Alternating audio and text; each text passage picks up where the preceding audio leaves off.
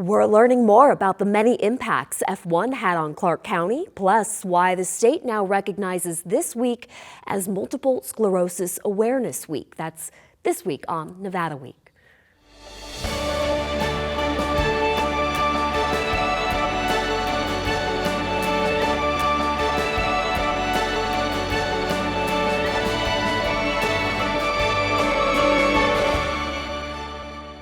Support for Nevada Week is provided by Senator William H. Hernstat.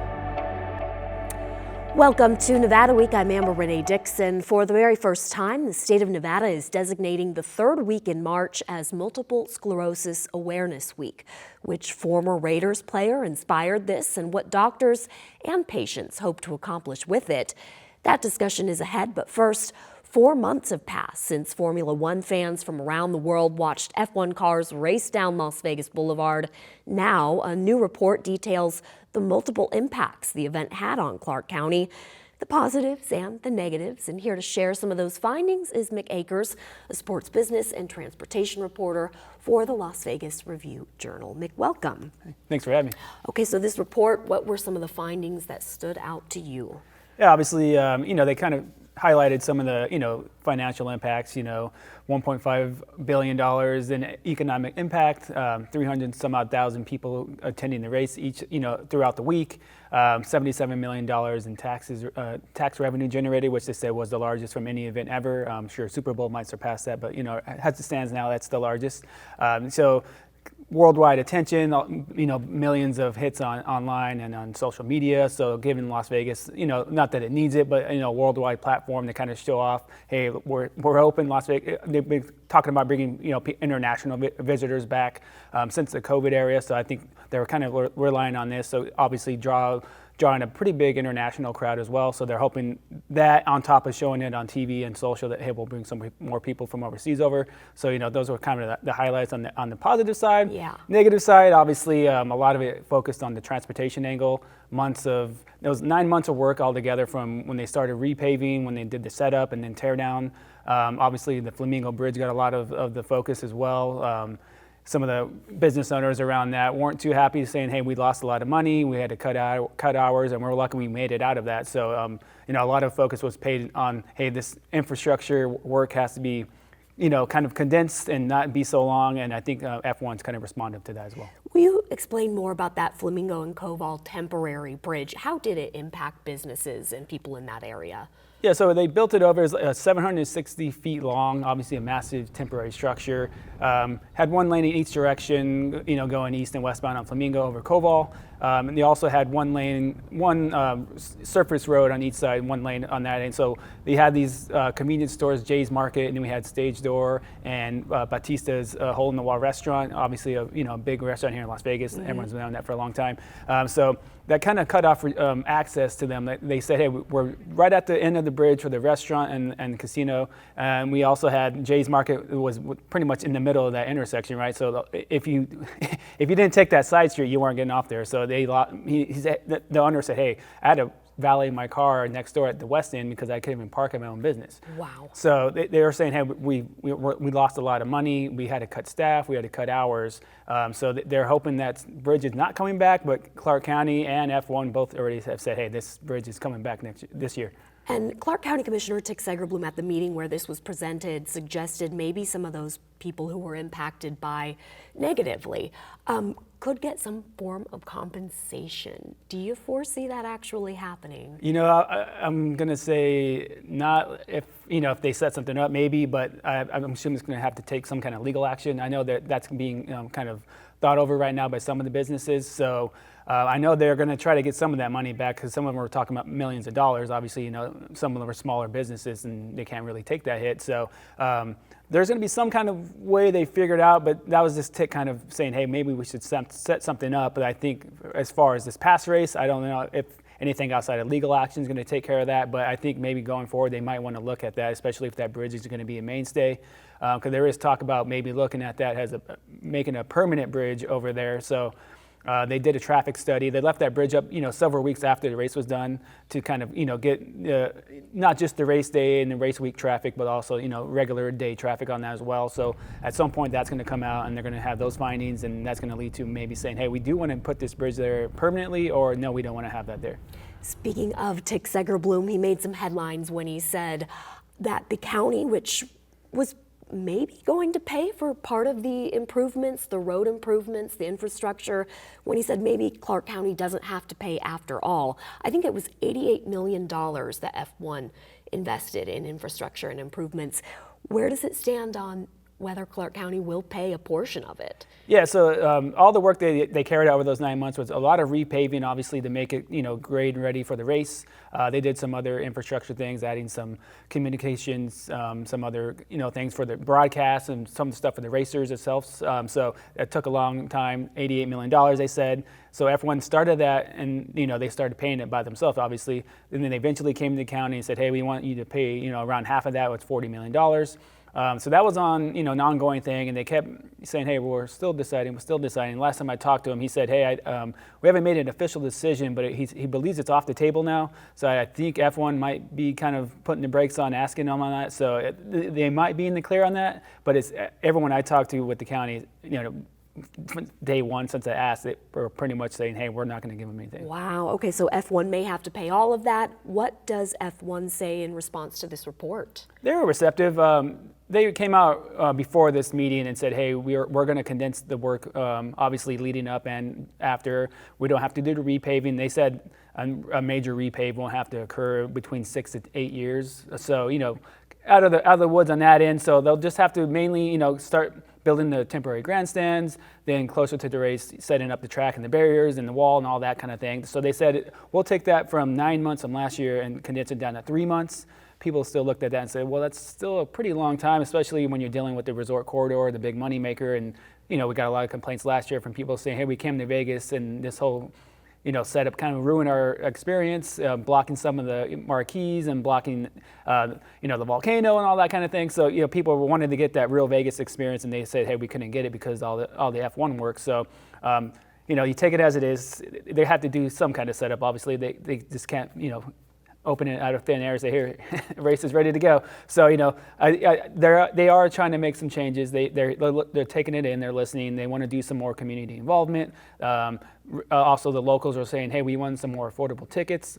So on starting this week, they'll be able to buy some of those. They added 7,000 more general admission, which are the lower tier on the scale as far as price. So those start at $500 for the 3 days. Obviously, people still looking at it and say it's pretty expensive. If you look at a Raiders game, if you look in the secondary market, they're about $500 for a game. So this is 3 days. You kind of spread it out through there. So, they say, hey, it's kind of paying for the experience, but we can't really get lower than that. Yeah, kind of a common theme, locals getting outpriced from these professional sports in Las Vegas. Mick Akers of the Las Vegas Review-Journal, thank you for joining Nevada Week. Thank you.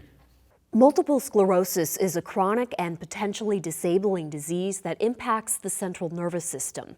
The National MS Society estimates nearly 1 million Americans are living with it.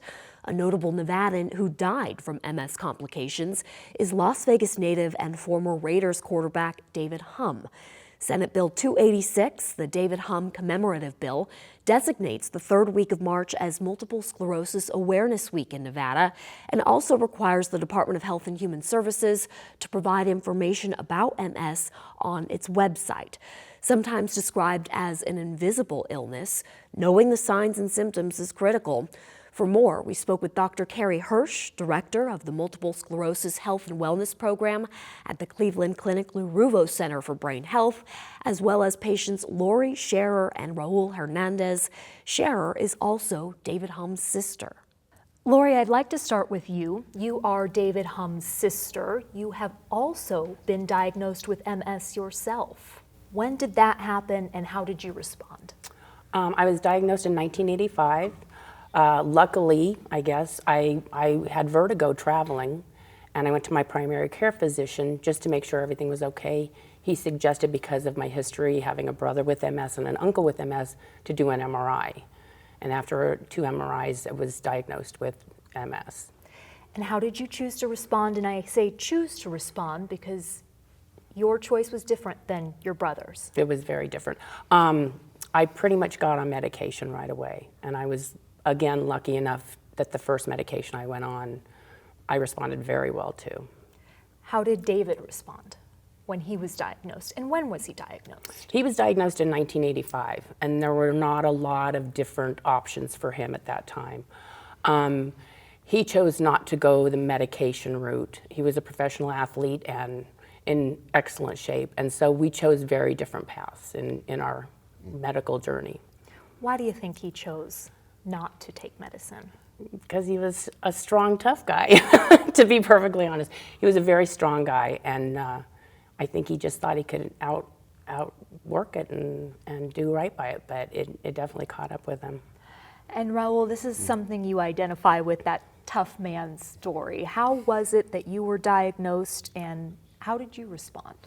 I also had vertigo from the onset, and I credit my wife for pushing me to do something about it. Otherwise, I probably would have just ignored it or not tried not to pay attention to it. But she insisted, and I was fortunate to have gone to a great doctor at the time who diagnosed it very quickly. And soon thereafter, I started treatment. So I feel very fortunate to have had that situation where I was, really went to a great doctor that put me on medication at that time. It was 30 years ago. And doctor, this is where the problem lies though, right? The early diagnosis. What makes that so difficult? The early accurate diagnosis piece is so crucial, so that way we can improve the opportunity of starting an early effective therapy as soon as we can, so that way we can improve long-term outcomes. What makes it so difficult is that MS is not the same for everyone.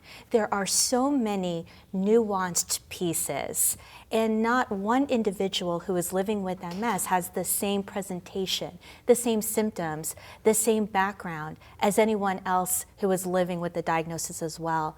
And because of the complexities around this is where it can make the initial accurate diagnosis challenging. Lori, your brother joined us today, Tom, and he gave us a little bit of insight that when you did first have symptoms, you happened to mention to the doctor that you also had a numb toe. I did. And that made a difference too? It did make a difference. And I used to walk the park with a friend a few years before, and I thought I had hurt my foot, and I went to an orthopedic surgeon who put me in a boot, and 6 weeks later he said, okay, you're good to go, and I'm pretty sure that was MS.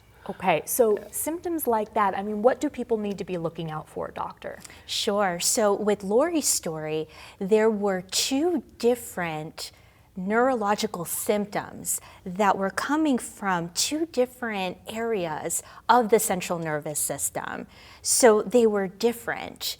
And because of the difference, superimposed on the fact that there was a very strong family history of multiple sclerosis, that led to the acknowledgement earlier that we may need to start looking into this a little bit more deeply, even though a numb toe to any other individual who doesn't have that background, doesn't have the same family history, it may go unnoticed or unacknowledged by a healthcare provider.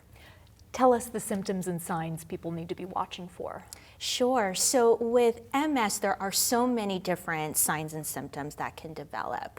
Vision loss in one eye, numbness and tingling in an arm or a leg, weakness in a foot or the fingers, bladder and bowel dysfunction, so really just trouble using the facilities, the bathroom. And because there are so many different symptoms, it's the presentation, how does it present, where does it present, that is so key when we are listening for some of those aspects that can raise the suspicion this might be MS. Is there an age group? I believe I had read that. Yeah, so the typical age range where folks are actually presenting with their initial symptoms tends to be anywhere from 20s throughout the 40s. However, there is a very strong pediatric population as well. We have individuals who are coming to see us at the Cleveland Clinic who are younger than the typical onset age group. And we have also seen older individuals as well who have come in to see us who are in their 50s and 60s who are presenting with symptoms. When you talked about getting diagnosed, you used the word fortunate, and I think you used the word lucky. Why does luck and fortune have any role in diagnosis? Besides that it's difficult to diagnose, but what else? Lack of awareness at that time. 30 years ago, I don't think people were knowledgeable enough to understand that MS was a real possibility in the symptoms that I was getting. So yes, fortunate to have gone to a doctor that saw through all the problem and was able to give me an MRI really quickly, which showed, yes, by process of elimination, you have MS. Why do you think luck is involved in this? Well, I mean, to have a primary care physician that looked at all of my symptoms and my signs and my brother and my uncle's history, my family history, I didn't think I had it because I had none of the same symptoms as David. Ours were completely different. So when you talk about awareness and MS awareness, really everybody's different. So it is hard to diagnose, and you have to be lucky enough to get in there early. I watched David's progression on his illness. And MS is not kind. It's not a kind disease. And so I knew once I was diagnosed, I was going to get on something immediately. What was his progression like? It was very rough. It was wheelchair bound. He went from being a professional athlete to, wheelchair bound, and he lost his life to it. So, I mean, from when he retired to when he was wheelchair bound? his daughter helped him very much. I would say, within 10 years, he was using a cane, using a walker, using a wheelchair, and it just progressively grew and grew. So there is danger in a delay in diagnosis, but there is a delay that we have talked about off camera, Doctor. There was also a woman who testified at the legislature that she started showing signs of MS at 23 years old, didn't get the diagnosis until 27. There was a senator who is also a physician who said, you know, there are people who come in, they show symptoms, but then getting them into a neurologist can take a long time. Why is that, and what can be done to help that? This is one of the core challenges that we all face in the MS community. And at the Cleveland Clinic, we have been investigating this barrier quite extensively. So we have a researcher at the Cleveland Clinic who investigated how long it typically takes for an individual to get diagnosed, in addition to looking at some of the geographic barriers of getting to an MS specialist. And on average, individuals living with MS live at least 60 miles away from their closest MS subspecialty center. And we have very strong data showing that an individual with MS seeing a specialist in multiple sclerosis leads to better short and long-term outcomes. This is something that we take very seriously. And while it is a very large and intrusive problem for the individuals who are at risk of developing MS or who are starting to manifest symptoms of MS, we are doing our best to understand what are these barriers to care. And at the Cleveland Clinic Lou Ruvo Center for Brain Health right here in Las Vegas, we are initiating programs in order to help bridge those barriers to care. So with generous offerings from Gloria and Amelia Estefan through the Fajardo Grant, we are able to assist our patients with transportation.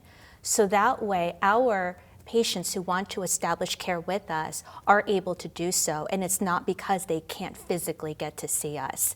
We're able to support patient services that go beyond just the medical care. So that's education, that's health and wellness programs, that's yoga. So that way we can better help serve our patients earlier and more effectively. For someone who is at home watching and says, I may have some of those symptoms, I'm going to go to the doctor, and then that doctor says, well, let's get you to a neurologist, and they are having trouble getting that appointment. They're on a waiting list. What do you tell them to do? It's advocacy. It is all about self-advocacy. It's just pushing the grind and not accepting no for an answer. The typical place where individuals are going to when they first have these symptoms are their primary care provider. And this is why it's so important to raise awareness about what MS is, so that way we can decrease that barrier to getting in with a neurologist and, more importantly, an MS specialist, so that way we can make that early, accurate diagnosis, just like Raul had and was so fortunate to have so early on in his disease course. And we have talked about the signs and the symptoms and the awareness, but then this is considered an invisible illness. I mean, how do you battle that what does that even mean to you, Lori? Oh, it's an invisible illness. People tell me how great I look and how could I possibly be that sick? It's very difficult to look as good as Raul and myself and know that we're battling a disease that can be sometimes hard to deal with on a day-to-day basis. Do you identify with that description? I do, and it's just something that you work through. In my case, I live pretty much a normal life. Very few limitations, but what can I say? It's just great to have a doctor like Dr. Hirsch to take care of me. Thank you, Rob. And I will add that the term invisible,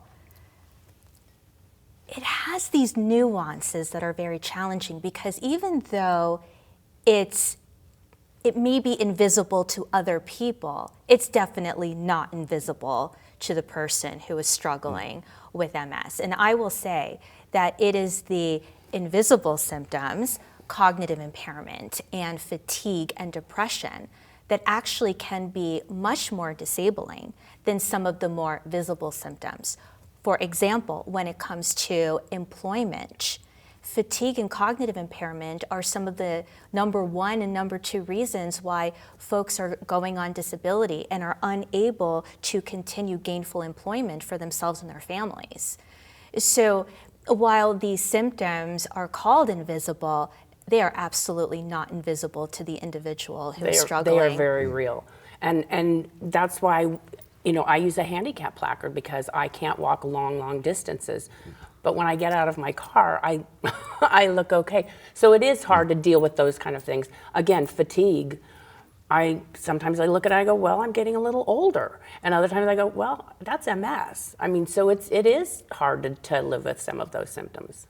Back to diagnosis, doctor, there are some advancements in that area, correct? Among all of the neurological diseases that exist, MS is one of the most rapidly evolving neurological conditions in terms of diagnostics and therapeutics. So medicines and other complementary strategies to help our patients live life to their fullest. How far are we from a cure? There are global efforts at looking to a pathway to a cure. And the National MS Society is at the forefront of this, bringing together important key stakeholders from across the MS community, coming together and discussing what does a cure mean. And this, very importantly, includes the individual living with MS. What does a cure mean to the person who is living with the disease? So it's not just coming from other individuals who are not living with it. Lori, Raul, do you think there will be a cure in your lifetimes? Lori? I do. And I think we really need to talk about Cleveland Clinic and the amount of new medications and therapies they have had breakthroughs 5 with. of the latest drugs to be Yes. approved for the treatment of MS were all tested at the Lou Ruvo Center for Brain Health. Yes, and that is not something to overlook because that is such an amazing thing they have accomplished. I do think there is going to be a cure. Raul, what about you? When I moved to Las Vegas 4 years ago, I never expected to find the Cleveland Clinic and Dr. Hirsch. What a blessing it has been. And yes, it's given me optimism, it's given me hope. What I see happening there really makes me believe that there is going to be a cure soon. And then last thing for all of you, with this bill that is now law, it requires the Department of Health and Human Services to post information about MS on its website as well as the resources that are available. That's law and it's required. What does that mean to you, Lori? Well, when I was diagnosed, it was very, other than talking to my brother David, it was talking to my doctors, and that was it. So this is huge, that going online and finding out different information that you need to suit you and to learn about what your particular circumstances are. It's big. It's fantastic. It's great awareness, as we have said many times here. Anything that we can do to raise awareness and make people act as quickly as possible. And I think this is a good step forward towards doing that. Knowledge is power. So the more information that is out there for individuals who may even be experiencing the symptoms and to the healthcare community at large, this can only assist us in achieving what we need to achieve for individuals who are living with the disease. Thank you all for your time. Thank you. Thank you. Thank you. And thank you for watching. For any of the resources discussed, go to vegaspbs.org/Nevada Week, and I'll see you next week on Nevada Week.